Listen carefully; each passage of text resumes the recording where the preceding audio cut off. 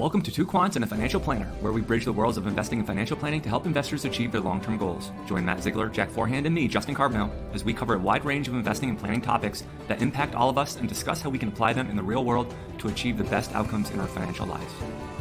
Justin Carbonell and Jack Forehand are principals at Validity Capital Management. Matt Ziegler is managing director at Sunpoint Investments.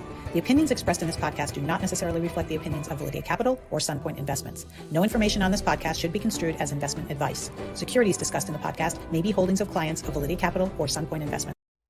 So in this episode, what we thought we would do is think about what's transpired in the markets and the economy over the last year and try to draw some lessons from the things that, we've learned and experienced. We're in the markets day to day. We work with investors day to day. We run investment strategies. And so, we'll all probably come at this from a slightly different angle. Hopefully the stuff that we are going to talk about is evergreen. None of us have shared, our top lessons with each other. So, part of it is, us coming to the table with what those lessons are, and then, having some discussion, around those. So I guess, maybe let me kick it to Matt to start. Matt, why don't you give us at least one of them out of the gate, and then let's see where we go. All right, I'm going to go topical first, extra Murphy Brown style. So this will age poorly. Nobody can watch it again in a year. I think one of the biggest things I learned this year, and this ties back to the beginning of my career in finance, right before the financial crisis. I think this year we learned that not all banking crises are created equally. And I think that's really important to understand. Like, we've seen it abroad, we've seen it in other places, but Silicon Valley Bank and then a whole bunch of other regional entities went through dire straits on March 10th of this year. And look where the markets are. Look at all the forecasts. Look at all the other things that weren't upset by this. And for like a week in there, like, that was pure panic. We did an episode because I was getting text messages from my grandmother over if their money was safe. And that was, not even a year ago yet. So remembering that not all crises, not all bull markets, not all market events are ever created equal, then you can learn things from what rhymes from events. But almost what you have to learn more is that they're all going to be unique in some way. And you really have to parse that out. Have you guys stopped and reflected on the banking crisis again yet? Thing that stands out to me there, and this is kind of, you could play this back all the way to the financial crisis. When the U.S. government steps in, there's nothing else that's more powerful than that. When they came in and they backstopped the deposits of, and they knew, then everyone else in the banking system knew that their deposits were safe. And, time and time again, whether it was in the financial crisis with TARP, what they did during COVID, and then the banking crisis thing. It's like once the government and the federal, once they stepped into it, it was like it really removed, right or wrong, in investors' mind and the market's mind, it's the biggest investor in the world coming in and saying, we're going to make sure that we're shoring these up and people aren't going to lose money, and then we can move on. Yeah, and the thing that struck me about that is we have this tendency as people to say, like, see crisis happening, find most recent version of similar crisis, think same thing will happen as happened in most recent version of similar crisis. And so what happened here was Silicon Valley Bank, 2008. 2008 is going to happen all over again because Silicon Valley Bank failed. And that, like, we all do it. I kind of did it to some degree, but when you do that, you don't actually look at the facts of what's going on right now. And, in this case, like, this was not one of the major, quote unquote, too big to fail banks. The government was always going to step in. They weren't going to let every small bank fail. They weren't going to let this cascade. They were always going to step in. Now, whether that's right or wrong, that's for someone else to debate, but they weren't going to do that. And so, but I think that's such a tendency we have, like, in everything with the markets. It's always like when something happens, like, it's the recency bias thing. It's like, here's what happened. The last time I can remember something like similar happening, here's what happened. So that's what's going to happen now. And that could be like a really dangerous thing. Jack, I'm passing the torch to you here. Give us a lesson you learned from the year that was 2023. So here's one for me. So sometimes the decision that seems obvious in the short term is not the correct decision. And so we talked about this in a different episode, Matt, and you sort of tore this apart. But this idea that at the beginning of the year, it's like, rates are 5%. Why don't I just put everything in short-term bonds? Like, why would I not do that? That makes complete sense. I can guarantee 5%. We've got all this uncertainty going on. Like that just seems like a completely obvious thing to do. And a lot of people did it, both on the institutional side and on the individual side. And the reason you don't do that is because like the returns of the market can sometimes be the best during periods where you're thinking stuff like that. And this is a case where we got that. We weren't cheap coming into this like we were in 2009, but we still got this huge outlier year. And so that tendency to have this short-term thing that looks like so obvious in the short term, like, and not see the full picture of of all the different outcomes that might happen. Like that's a lesson I guess I knew, but this year just hammered that home because so many people were saying that at the beginning of the year. And even to me, it seemed like, oh yeah, that can make a lot of sense. Let's just make the 5% and let things settle down here a little bit. And we got a 30% up year in the S&P, and bonds have come back a lot too. So that decision ended up, for people who did it, like at least if they did it for a short-term thing, I mean, it ended up being a very poor decision. They don't call it the risk-free NASDAQ for nothing, right? I think that was an amazing part of this year, because with such a big draw to go do the safe, sure thing, you might have overlooked all the opportunity that was out there. And this goes back to our projections for next year conversation. Coming into this year, one of the things that you so eloquently raised was this point. Like, we had just had terrible returns for stocks across different sectors. Tech got brutalized coming into this. So understanding that you had that 5% option waving right in front of your nose, but you also had some stuff that got savagely beaten down in the year before, and it created some absolutely average trouncing numbers in 2023. Did you see it a lot? I assume you saw it a lot with clients at the beginning of the year, right? Like people saying, let's just take the 5%. So what's really interesting, and this, I'll connect it back to the episode we did with Warren Pies and his partner there, and a few of the other conversations we had. Where it happened a lot was we do a decent amount of like pension or like asset liability matching. And so for like those people where you have a targeted return of like 4, 5, 6%, whatever, to like hit a distribution requirement or a return hurdle inside of like a very rule sanctioned schema. And it was hard to set that stuff up post financial crisis. So my wonder when this was happening, and I think we talked about this on the podcast too, was there's all these investors who now don't have an incentive to have as much, if not if any, equities in their portfolios. Because like in pension land, it's not like in many cases, if you hit 8% and you were only supposed to hit 4%, that's not necessarily a good thing. That can jeopardize some of your tax benefits, or you can be overfunded and create other problems for your owners. So it created this weird incentive for a lot of people where it was like, yeah, we actually want to take money away from stocks, go into shorter term bonds, and go wherever we can lock this up, because like there's no incentive to try. And I was wondering from a fund flows perspective, if I'm seeing this in our tiny corner of the world, how does that blast out to all these other areas? I think we're still waiting to see what the impact of that is, like who comes back into the market after this in the year going forward. But preferences drive so many of these things. Saw a ton of it, solved it from like a ton of different angles, but the prevailing preference was, sorry, suckers, chasing into the short-term stuff. That's great. If you don't need to take the risk, don't take the risk, and at least you're getting compensated not to do it. But holy crap, what a strong market it was when treasuries finally hit 5 for the first time in 12 years.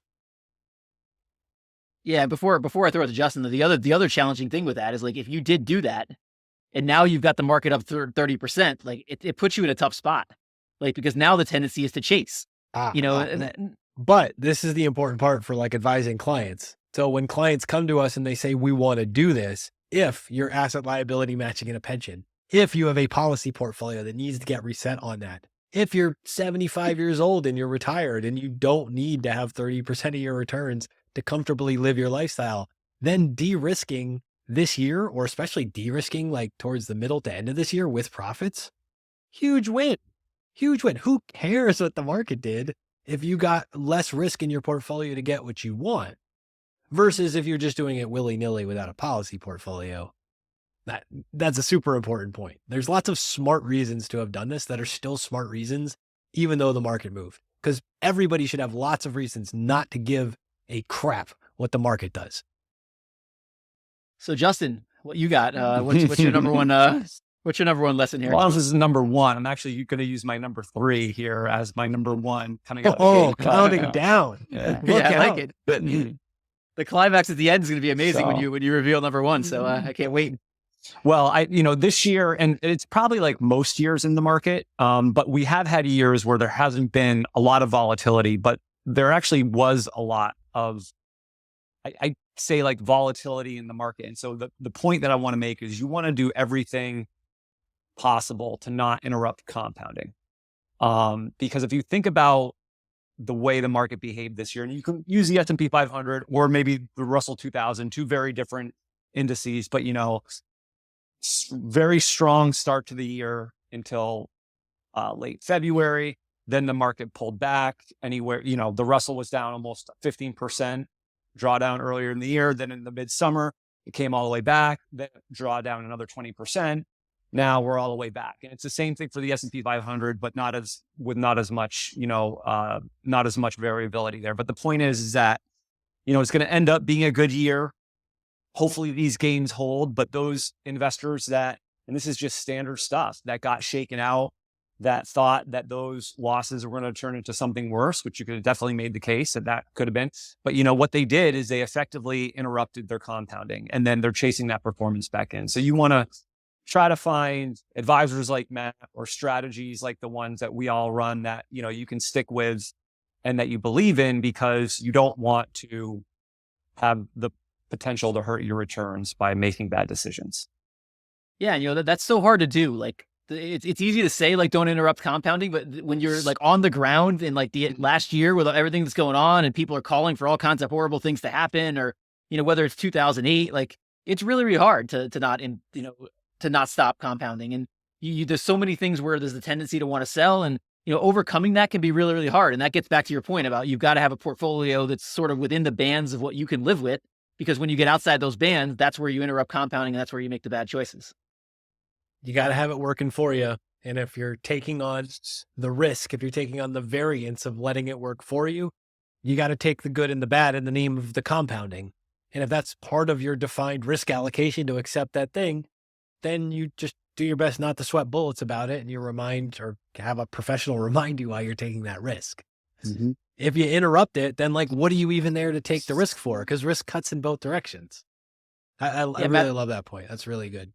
There's probably no better example of this, Matt, than you holding your 100% Solana position throughout the entire drawdown in the coin, and you're up 500-600% this year. So it's gone really well for you. It's gone really well for me. These diamond hands. It's going to help pay for the wedding. That's right. That's right. It's going to be a lavish wedding. It's a very lavish wedding. Thanks. The caviar is going to be flowing into this thing. What's your number 2, Matt?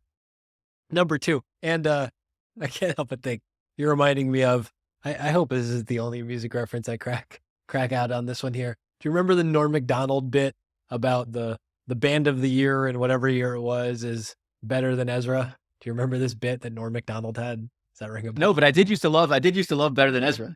I was actually a big fan back in the day. I am sure I am murdering this joke, but when Justin said he was counting down, this is all I could think of. He was like, band of the year, Better Than Ezra, runner up, Ezra. I still think that's one of the funniest things I've ever heard. Second lesson I learned this year, or reinforced or compounded into my brain. I'm not saying I no longer believe don't fight the Fed, but I think the thing that really stood out to me this year was don't fight the consumer. And this idea that everybody thought we were going to have a recession, the Fed funds, the volatility in the bond market this year is still, and maybe that's going to come back in my number 1 or something too. I don't even know yet. I have to rethink my entire existence now. After that Ezra joke, the idea that like the consumer, basically if people have jobs, they're spending money. And if people are spending money, most problems get solved. Kind of like that idea that like growth solves most of the problems, like more money will solve most of the problems, and maybe not behavioral psychological problems, but in an economy and in markets and on all this stuff. And we focus a lot on don't fight the Fed and obsessing over that. I think so much more could have been spared over the last several years of my life. And I I think I started to learn this really well during COVID, but now more than ever, it's just look at the health of consumer. Look where dollars are being spent and look how people are being paid. If people are employed and they're spending money, earnings are probably going up. The economy's probably going to keep chugging along and stuff's probably going to be better than the most bearish people expect. Yeah. And I think what goes with that is like, also just look at the data. The guys that, Matt and you and I follow a lot of these macro type guys on Twitter, and, the guys that were just looking at the data with respect to the consumer, they were just looking at the data that what's going on in the economy. Like there really were not many signs that said we've got an imminent recession coming here. Everybody else was kind of using an analysis outside of the data to say like, here's what might happen. But like the guys that just focused on that kind of stuff, yeah, they had a much better outcome here because like you said, I mean, the data always said, what you're saying here, the data always backed that up all the way along. And that doesn't mean we won't get a recession. It just means that everybody was completely wrong on the timing. We might still get the recession, but people were way wrong in terms of it's coming soon. I think reprioritizing that or being confident enough to reprioritize that, because looking back to the Silicon Valley Bank collapse, if I think about a lot of the client conversations I was having at the time, that's a lot of where this came back to. It was like, yeah, this is bad. This could turn into something a lot worse. It may or may not. The whole commercial real estate pending shadow credit debacle, whatever that hasn't materialized was there. But the thing I kept pointing back to was like, we could have a recession, but people have to start losing their jobs and they have to start spending less money in order for there to be less growth in this economy.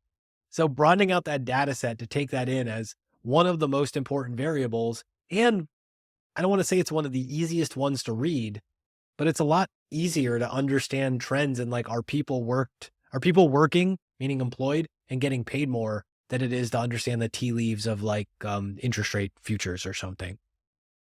Really crystallized in my brain this year. So I guess we're on to my second here. Let's hear it. So yeah, this doesn't really relate to this year. It's just something I've been doing for me, myself personally, generally is like, I'm trying to think more probabilistically. So like, I always tend to think this is going to happen or this is not going to happen. And I've learned over the years, and every time I see things happen that I think had very little chance of happening, I always try to, when I have any kind of opinion, try to associate like a probability with that opinion. It's kind of an Andy Duke lesson, but it's also like a Jim O'Shaughnessy lesson, because one of the things you see when you talk to Jim, when we've interviewed him a couple times on the podcast, is Jim will almost never assign 100% probability to anything. Like it's very rare for him to say like, there's absolutely no doubt about that. And, even when I think about things that I think are, very, very high probability, like for me, like value outperforming over the next decade might be a high probability event, but it's certainly not anything close to 100% certainty. Even like value outperforming period, like the fact that all the outperformance we've seen in value is going to continue and that, over the next 50 years, value is going to outperform. That's something I strongly believe, but it's not 100% chance. We've never seen a down year. We've never seen a 20-year period in the market where it was down. That probably will continue, but does it mean there's a 0% probability we won't see a down 20-year period in the market? Probably not. And so I think when you think that way, you become a better thinker because you look at the other side of it. Even if you think there's a small percentage on the other side, you always look at like what could happen that would cause that. And I think when you think that way, you're better, like not just in markets, but you're better at everything. Base rates, baby. More than base rates. It go like in the forecasting episode and everything else, when we talk about it, it just helps you to dissect. And then I can't remember where I first saw somebody do this, but it feels like an Aswath Damodaran thing, a Professor Damodaran lesson, where he's like, here's your base bull and bear case of a scenario, and here's your probabilistic weightings. And if you want a different target or a different end result of the output, like figure out those scenarios and then weight them, and then you can weight them differently. And I think in your point, what that reminds me of with the base rates is like, have your base rates, have your other scenarios, but then be willing to change those probabilistic weightings and thinking in those terms of what that means. Like if I say something is a 50% chance of happening versus a 50% chance of something else, and then I move that up to 70-30 or whatever, just like understanding the shifting of those sands and how that influences our thinking, it really just forces you to step back every time and not be like all the way deep in on one idea. I really love that. Yeah. For anybody on the other side of this who like listens to people like us, like if anyone like us is telling you there's a 100% probability of anything in the market, probably be wary of that. Like I remember there was an interview, like one of the things that got me like thinking about this a lot more, there was an interview, like it was a random interview, but like Patrick O'Shaughnessy did it with like Morningstar a long, long time ago. And he was talking about like, it wouldn't be intellectually honest for him to say that there's a 100% chance value is going to outperform. What they've done is they've looked at history. They think there's a high probability that value is going to outperform, but it's not a certainty. And I think that type of thing, like when you see certainties from people like us, like it better be something that's incredibly, incredibly obvious, because otherwise you're probably not thinking about what might happen if that's wrong. Yeah, yesterday I was reading, it came from Crescent Capital, which there's this guy, I think they're the lead economist, Jack Albin. And Matt, to your point, he wrote like his 2024 sort of outlook view letter or whatever. And, he had like scenario 1, which he gave a 60% weighting to. And then it was, slow growth and slow inflation. And then under that scenario, he had different macro factors and different assets and what way they would go in that type of environment. And then they assigned a 30% weighting to a hard landing, and then looked at the asset classes that would do good or bad in that type of environment. And then a 10% weighting to a reacceleration in growth. And so, that's kind of the way, and I loved it. It was like, that was a great way to sort of assign those probabilities to those different economic and market environments. Wherever I learned this idea years ago, and I have a feeling I learned it from like 8 different people and just it came home to roost.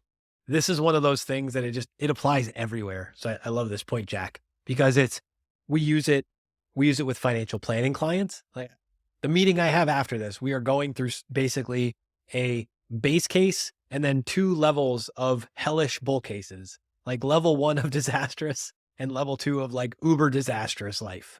And the idea is we're going to probabilistically weight each of these to say, if we find we're on one of these paths, here's what we have to do, but we want to stress test the plan against these various scenarios. And just that idea that you can dream out, and we have a bull case too, but the bull case is, there are no problems in the bull case basically. And even in the base case, there's no problems. So learning to unpack stuff this way, and then sort of you make up the fictitious world in each of these scenarios, and then you play with the stuff. I think about this a lot too, with stupid reference, but I think about, this is comic books, right? This is like all comic books are. Comic books are just, we're going to say, okay, imagine a world where Superman can fly, has X-ray vision, has all these things. And you're like, but wait, physics, all these questions. Like, no. In this world, like everything you know about jet propulsion doesn't apply. Superman can just like float up, fly this way, fly that way. His hair doesn't even get messed up. It's magical. And this type of like scenario planning and then probabilistically weighting is being willing to play with these ideas that won't be true, but give us real insights into the future as we try to divine them. Totally agree. This year was a great year to remind you of how important that is. Just to add one more point to that, the other thing I like to do is take probabilities and like kind of marry it with like catastrophic outcomes. I think that's really important to think about as well, because if you assign all these probabilities and, you're 60 years old and you're retiring, and on the 10% side is I'll have $0 next year. Well, that's got to have like more weight in what you're thinking about, because that's like a catastrophic outcome. And like that's something you learn in markets is if you make a mistake in markets, like a major mistake, you can have these catastrophic outcomes. So when you're thinking about probabilities, you kind of got to marry it with that analysis of, is one of these things so bad that I can't live with it? And I've got to kind of adjust what I'm doing if that's the case. Yeah, having like the bearish bear case or the uber bear case, like in these financial planning scenarios, is something we regularly do, because even though they're completely awful and not fun to talk about, it exposes some of those risks and flaws and cracks. And I think it's just a really important other thing to think through. Yeah, and then you've got the people that take it to extreme, where they're basically like, I'm buying my put options in anticipation of nuclear war. And you have to be like, well, what is going to happen with the New York Stock Exchange if there's nuclear war? Like, is the Earth going to still be here? So at some point you take it too far, where you're like, I'm going to buy something in anticipation of this low probability thing that's like, it's going to be so bad that what I'm buying won't have any value anyway. Which is why you need to have like at least those 3 scenarios, base, bull, and bear. And if you want to have variations, like you do still have to kind of evenly distribute the variations so that you understand all those things. Justin, so you're counting down backwards here. Dying to know, what is your Ezra forecast? I don't know if this one's going to be anything like that revolutionary, but we talk a lot about value investing, our type of value investing on the podcast, which is kind of systematic. I would consider it, more deep value investing, looking for looking for companies and stocks that are, cheap based on some price multiple and the different ways that we look at identifying value stocks. And that we own a lot of, stocks in the single PE, range, PEs below 10. I mean, a lot of our holdings have those types of value characteristics. And I'm more convinced than ever, and maybe this goes against what Jack was saying before, but I just think that the returns from that type of stock, they come in super short spurts. And you're kind of seeing it, the last 2 months have been a great example of that. If you were invested in a deep value strategy, you basically did nothing for the last 2 years plus, probably. But yet you can have these explosive moves higher. And it's just important, since we talk about a lot of that style of investing, it's just something I've seen over and over again. The one pushback on that could be, from 99 to like 05, 06, that was a great run for that type of style. So it was a long period of outperformance over the broader market. But since then, honestly, any of that performance has come in these short spurts, but they've been explosive. So you got to be able to hang in there. If you're deploying that type of strategy for part of your portfolio, you got to be able to hang in there and stick around, because when these things come, you don't know. And when they move, very strongly. Yeah, and I don't think it goes against what I was saying at all. Like, what I was saying on the value side is really that we have to acknowledge that there's not a 100% chance, value will outperform, that we think that chance is very high, but we don't think it's 100%.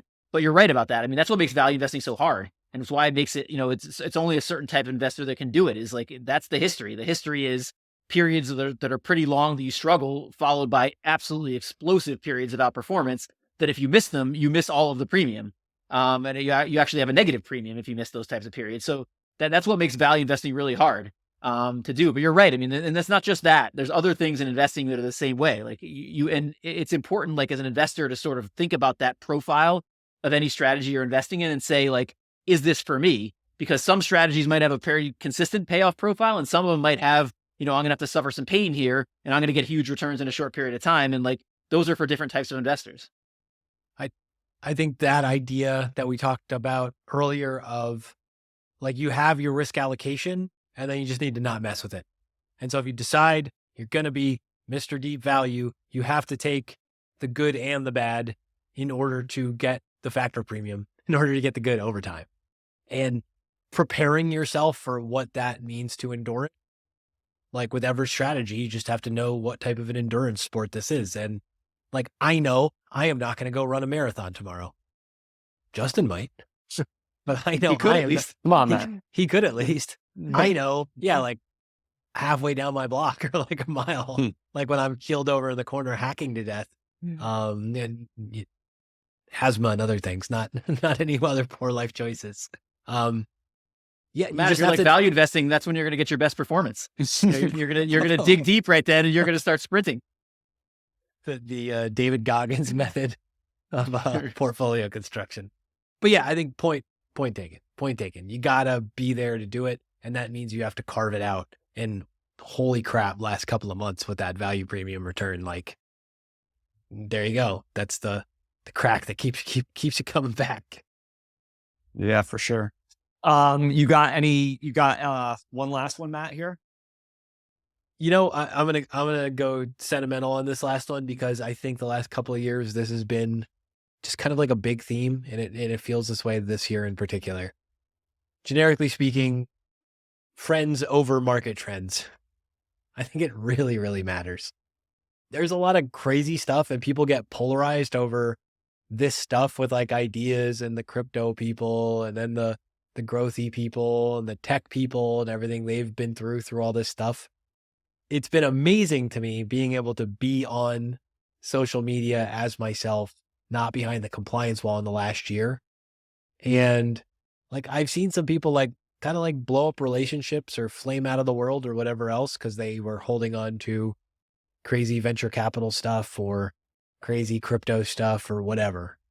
And I feel like just finding good relationships that can overstand whatever piece of the world people are most knowledgeable of or participating in, it's so worth it. The relationships are worth so much more than whatever awesome idea you had that worked out for a few years and then blew back up in your face. And I think I've seen that lesson earned as well as learned a number of times this year. It's been really impressive to watch the people like get through that stuff, either with a small business they own or on the other side of investment scheme, or just, Jack, something you and I have talked about a lot this year, like paying attention to people that you don't wholly agree with, but you learn stuff from, and friends over trends. Like, sure, everybody's going to be wrong. That's what investing teaches us. So figure out the people that you're comfortable with being wrong with and keep them in your life. Yeah, that's why it was so cool for us that you were able to, because we met you before when you couldn't do stuff like this. So it's been really cool for us to like, when we had the concept of like, let's do this show, like the first person we thought of is like, as soon as Matt's available to be able to do something like this, we want to do this with Matt. So I totally agree with you. And it's been very cool for us on our end as well. Yeah, it's really special. It means a lot to be able to talk through this stuff in public because it really shapes your perspective to force yourself to be able to have these conversations in public. So this can come back to bite us in future years, the important stuff. Well, Jack, come on, hit us up here.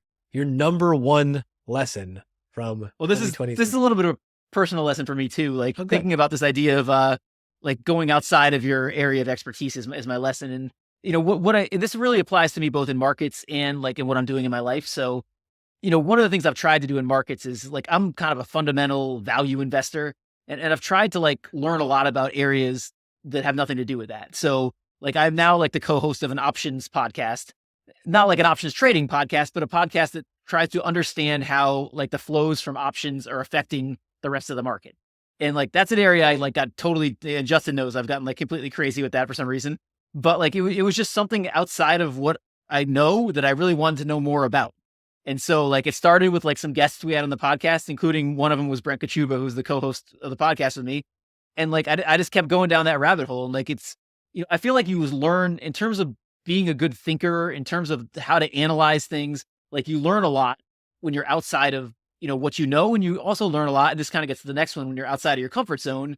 And speaking about being outside of my comfort zone, like what I'm doing with you, Matt, outside of this podcast is like about the furthest thing outside of my comfort zone, which is possible, which is we're hosting another podcast, Breaking News, where we're talking about politics. We're talking about the war in Gaza. Like we're talking about all the stuff you can get canceled for very easily. And like, that's the last place I want to be operating. But for me, like, I want to learn about that stuff. And, we're not necessarily like firing off, it's not like Fox News over there. We're not like screaming our opinions at each other about this stuff. Like we're trying to learn how we're being influenced by the news, on these different things. But like, for me, like being able to talk about those topics I've learned like a ton that I otherwise would not have known if I hadn't attempted to do that. Justin, I need your Berkshire wisdom here for a second. So we're ingrained with the zone of competence idea and the punch card investing and whatever else. Mm-hmm. How's this strike you? The importance of also journeying out of your zone of confidence and into new territory.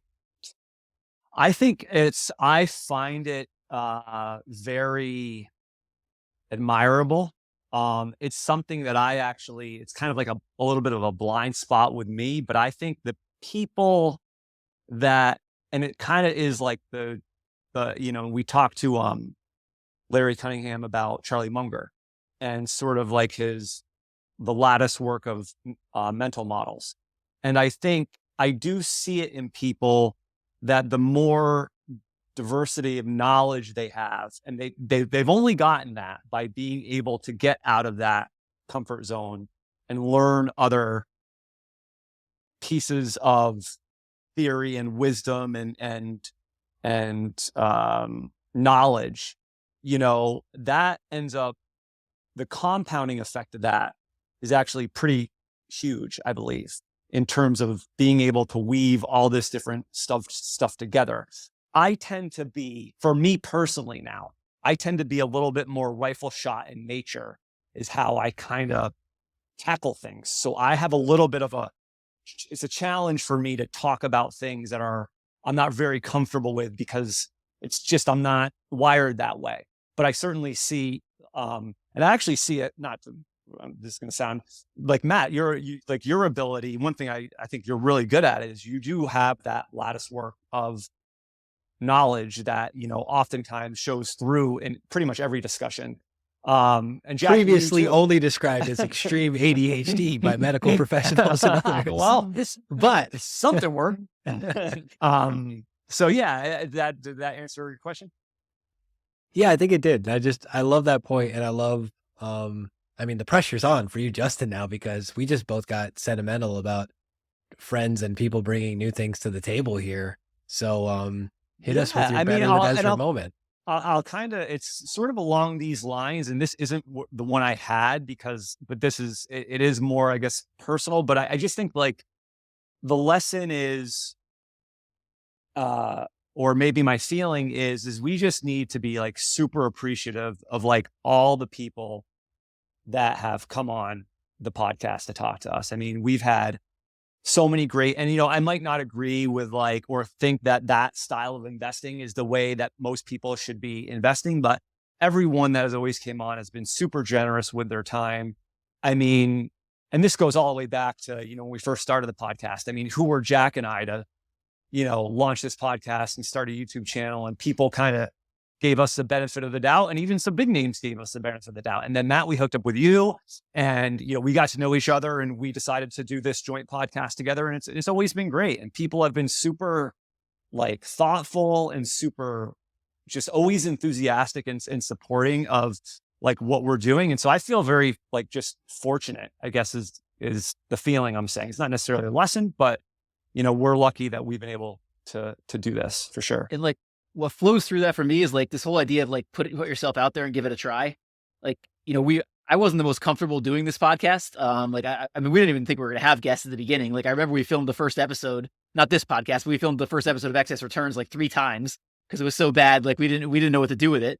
But like, you get comfortable with it. And like, when you go outside of what you're comfortable with, like great things happen. I mean, we'd never met Matt, but we also would have never met like all these great guests we've had on. Like, good things came from us giving this a shot. And, we're probably not the best podcast out there. You're not going to see us at the top of the Apple charts probably anytime soon, but like, it's been an awesome thing for us. And like, I know like whenever you do something like this, if you would do it if you're going to do it regardless of what the YouTube views are or what the listen downloads are, like, then you've got something. And that's kind of the way I think we feel about this. Like we've never at any point, and we're a lot bigger than we used to be, but like at the beginning when no one was watching it, there was never any point where Justin and I were like, let's shut this down. Or there's never been a point when we started this with Matt where like the 3 of us are like, all right, we're not getting enough views, so we got to put an end to this. Like, I think it's like, it's about doing good things with good people and sometimes pushing yourself outside of what you're comfortable with. And when you do that, like, I think good things happen. And so hopefully good things will happen for us, and it'll be 1 million subscribers next year instead of the numbers you guys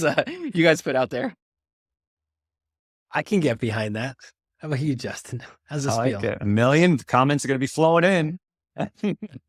Yeah, we actually, that's probably something you asked for, and then you realize I didn't actually want that because of all the then you probably get out into YouTube like with all the with people commenting on what you're doing, and you're probably and by the way, that is the other thing, just to kind of wrap up, is a lot of people listen to us and probably don't agree with everything that we say, nor should they. I mean, I don't think it's like these are just our thoughts and our comments, and you could probably poke holes, especially in a lot of stuff that I say. But, for the most part, our viewers and listeners, they're polite. They're not really, of course, you're going to get the occasional one that sneaks in where somebody kind of is nitpicking something or kind of takes a negative. But, for the most part, people are like, this podcast is great. I learned so much. You guys should have, or I love the ones where like, under follow channel, they should have 600,000 followers based on, because it's all the doom and gloom stuff on YouTube that gets the crazy views. But anyways, so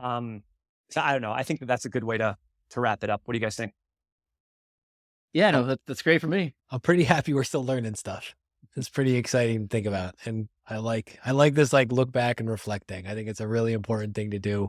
It's really fun to do this with you guys, both to do the podcast and also get to look back and reflect on this, because yeah, it is pretty friggin' wild, like how much you can pick up in such a short amount of time, both in new information and then new stuff we want to do next.